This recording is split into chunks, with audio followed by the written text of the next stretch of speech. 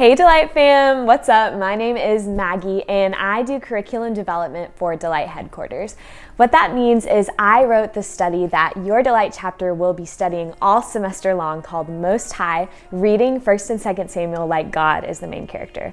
And I gotta say, everybody here at Delight HQ is so excited about this study, and we're so excited for our whole Delight community to study 1st and 2nd Samuel. Now, personally, these are some of my very favorite books of the Bible, and if they aren't some of yours, I almost guarantee they will be by the end of the semester. We didn't just choose 1st and 2nd Samuel out of the blue. Obviously, it was time for Delight to do an Old Testament study. Can you believe it's been 3 years since we did our Genesis study? But 1st and 2nd Samuel were the perfect option because they have so many great stories that you probably already know, like the story of David and Goliath, or David's anointing, or even David and Bathsheba. But they also have so many stories that you might not know, that there's so much richness and truth hidden inside, like the rise and fall of King Saul and the stories surrounding the Ark of the Covenant. So we truly believe that you are going to get so drawn into the narrative of 1st and 2nd Samuel, and you're going to be obsessed by the time this study is through. So we've told you why we're studying 1st and 2nd Samuel, but now I want to tell you our heart behind Most High, reading 1st and 2nd Samuel like God is the main character. The books of 1st and 2nd Samuel aren't about Samuel, they're not about Saul, and they're not about David. These books are about God. And we believe that our lives aren't even about ourselves. They're not about our stories or our main character moments. Our lives are about God.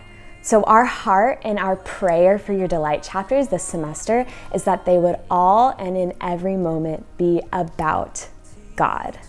In this study, we're inviting college women to find a glimpse of a Most High God within the pages of some Old Testament books. And we truly believe that God is going to meet you, and He's going to become the main character of your story, of your life, and He's going to captivate your attention in a brand new way. Okay, some quick fun facts about the books of 1st and 2nd Samuel need to knows before we jump in. So if you're unfamiliar with the structure of the Old Testament, it's actually split up into some pretty clear parts. First, we have the Torah, or the Pentateuch.